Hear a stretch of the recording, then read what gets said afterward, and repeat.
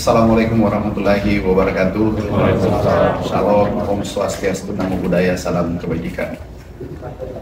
Pertama-tama kami ucapkan terima kasih kepada seluruh teman-teman media, teman-teman wartawan telah memberikan informasi kepada seluruh saudara-saudara kita yang bergerak di sektor pertanian, sehingga memberikan laporan langsung kepada kami setiap kejadian-kejadian yang menyimpang di lapangan. Alhamdulillah telah membuahkan hasil. Sebagai kontrol sosial, kami ucapkan terima kasih kepada teman-teman media. Sesuai arahan Bapak Presiden, sejak beliau dilantik sampai sekarang, kami diperintahkan untuk mencapai, merebut swasembada dalam waktu yang sesingkat-singkatnya, secepat-cepatnya, paling lambat 4 tahun.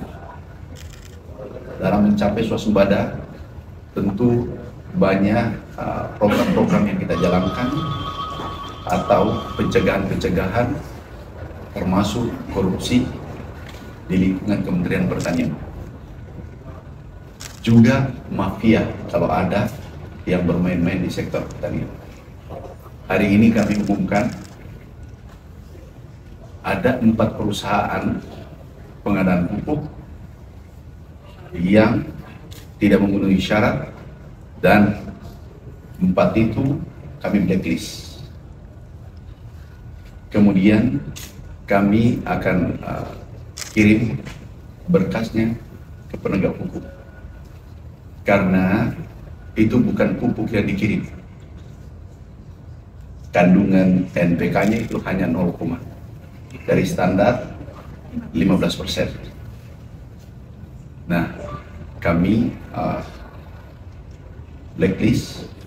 Sekali lagi kami kirim ke penegak hukum berkasnya.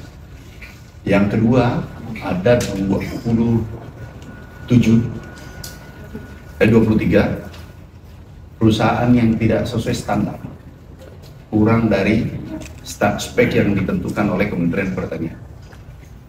Itu juga kami akan proses di Irjen. Kalau memang terbukti bersalah, juga kami kirim ke penegak hukum.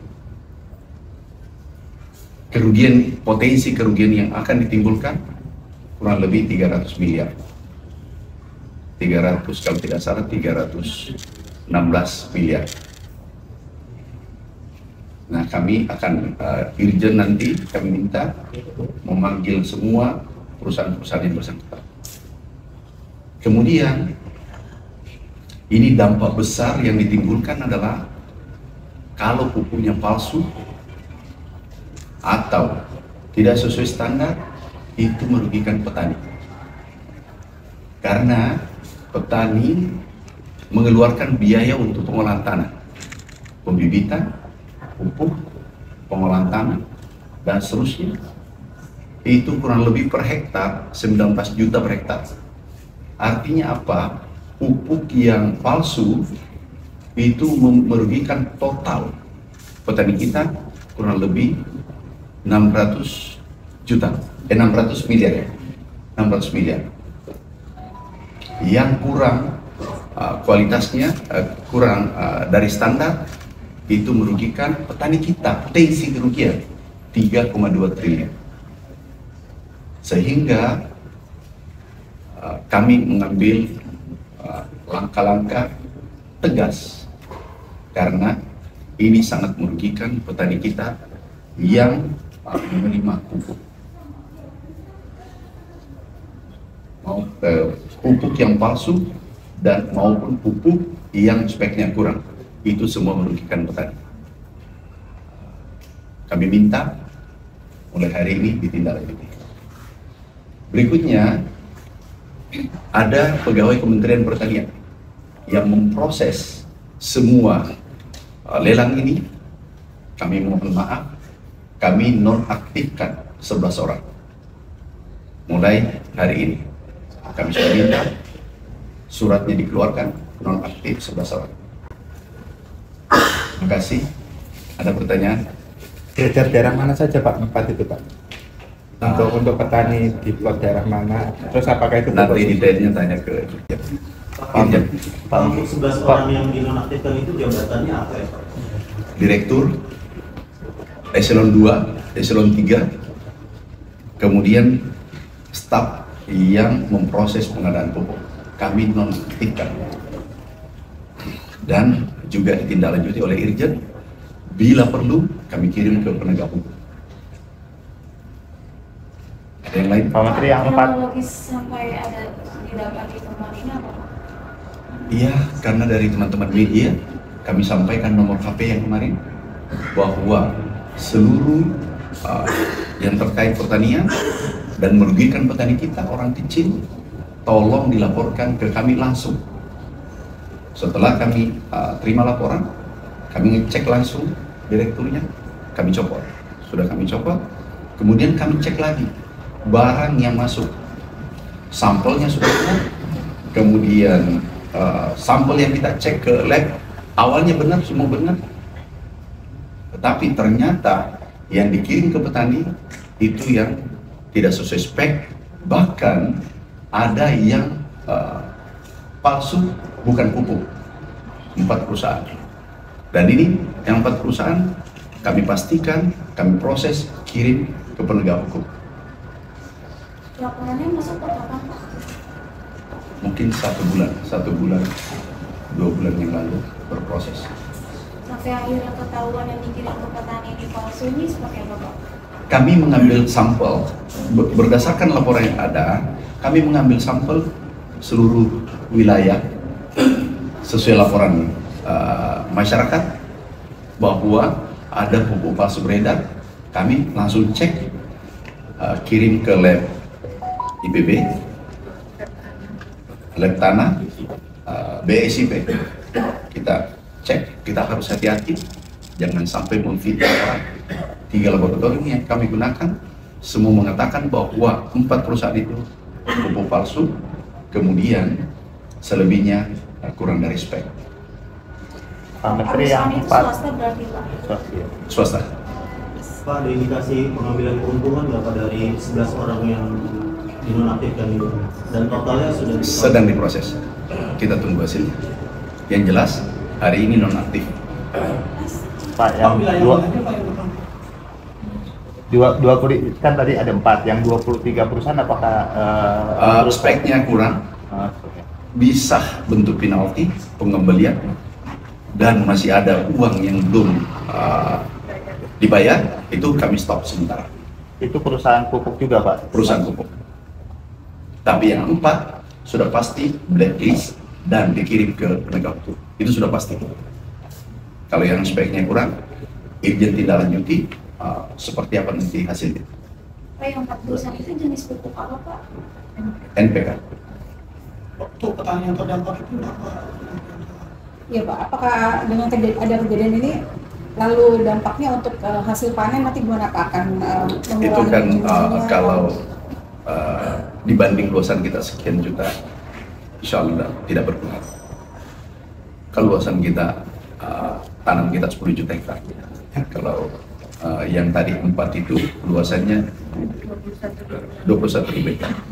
Insya Allah tidak terlalu berpengaruh, tidak signifikan. Wilayahnya Jadi mana? 21.000 hektar, tetapi ini merugikan petani kita. Bayangkan petani kita pendapatannya pas-pasan, kemudian diberikan pupuk palsu. Ini betul-betul petaninya? maaf, tidak kurang beradab Itu petaninya beli atau pupuk distribusi Pak? dari pemerintah distribusi. Ini masuk yang Bagian subsidi subsidi. Pak? Bagaimana? Bukan. Ada yang lain? Berarti ini pupuk yang dijual bebas sama mereka gitu Pak? Atau gimana Pak? Dijual yang Tentu bebas? dia jual bebas juga. Makanya ini harus diproses hukum, terutama yang betul-betul palsu. Wilayah Bukan. wilayah sebarannya mana Pak? Apa? Nanti ditanya-tanya ke Irjen. Pupuk komersil biasa gitu Pak? Atau Ya, komersi biasa. Bukan subsidi berarti Pak? Non subsidi. Bukan subsidi. Ada yang lain? Ini memang moga-moga ini tidak terjadi lagi ke depan. Kalau tidak salah juga ada dari Jawa Barat, diproses oleh Polda Jawa Barat, kemudian kalau tidak salah ada 2 provinsi, Kalsel, 2 provinsi. Nah, dari laporan yang kami terima bahwa ada pupuk yang beredar palsu, sehingga kami cek satu-satu pupuk yang masuk di Kementerian Pertanian. Ada 4 betul-betul palsu. Pak, dengan apakah Kementan akan membuat tim khusus? Sudah tim khusus begitu terima laporan, kami panggil direkturnya, kami tanya, kami copot. Kemudian kami panggil staf-staf di bawahnya, kemudian semua pupuk yang pengadaan pupuk kami periksa, bentuk tim bergerak cepat ke seluruh Indonesia, dan ditemukan bahwa betul-betul ada 4 perusahaan dan terdampak adalah 21.000 hektar. Ancaman hukumannya Bapak, apakah sampai kurungan atau denda, Pak? Nanti di penegak hukum. Kalau di sini blacklist. Bahkan kami minta kepada staf, dirjen, direktur, manakala ini di blacklist perusahaannya, kemudian membangun perusahaan baru, kemudian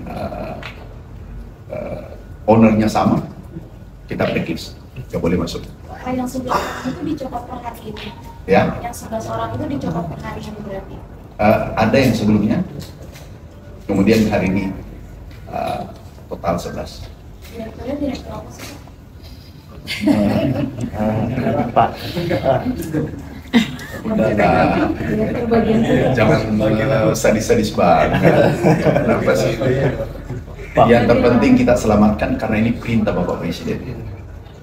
Tidak boleh bermain-main sektor pertanian. Seluruh sektor berantas korupsi, kolusi, nepotisme di kementerian masing-masing. Perintah itu kami jalankan. Pak, kalau tadi pupuk itu komersial, berarti kan mereka kesini bukan ikut lelang, Pak. Berarti cuma hanya mendaftar bahwa mereka ingin menjual pupuk secara komersial dengan standar ini. Gitu. Ini kan, ini bantuan pemerintah. Tetapi kita kenapa diproses? Karena pasti bukan di Kementerian Pertanian saja ikut, benar nggak? Provinsi bisa, kabupaten bisa, jual bebas bisa. Ini harus dihentikan. Kenapa? Ini berdampak besar pada sektor pertanian. Kalaupun sekarang dampaknya 21.000 hektar untuk produksi nasional, insya Allah tidak berpengaruh. Tetapi saudara-saudara kita bisa bayangkan 21.000 hektar. Kalau 0,3 berarti 60.000 petani kita yang kena. Bisa bayangkan nggak? Kami ini dari desa, kami ini petani di desa, kami tahu bagaimana perasaan saudara-saudara kita yang mendapatkan pupuk palsu. beredar sejak tahun berapa, Pak? Apakah sudah 10 tahun atau baru? Akan saya baru menjabat, baru 1 bulan lebih. Pak, sebenarnya pengecekan QC-nya itu gimana, Pak? Apakah harusnya dari waktu ke waktu diambil sampel per 6 bulan, per 1 tahun, sehingga tahu apa yang adalah sesuai spek dan sebagainya? Sering dilakukan, tetapi sekarang memang masif ke seluruh Indonesia, karena untuk mencapai swasembada pangan itu harus benihnya unggul, pupuknya betul-betul kualitas bagus, kemudian pengolahan tanahnya, kemudian irigasinya, kemudian manajerialnya, dan seterusnya. Ini harus betul-betul baik, dipastikan baik. Pupuk bermasalah itu bisa buyar program gitu. Pak, yang 11 orang itu perannya berarti meloloskan izin edar atau seperti apa, Pak? Dia satu kesatuan, dia tim pengadaan. Di tim pengadaan. Oke? Pak, di daerah atau di pusat kan ada komisi pengawas pupuk dan pestisida. Sejauh mana sebenarnya peran itu, Pak? Ya sudah berperan karena kita sudah blacklist. Itu perannya bagus. Tinggal aku tanda tangan aja.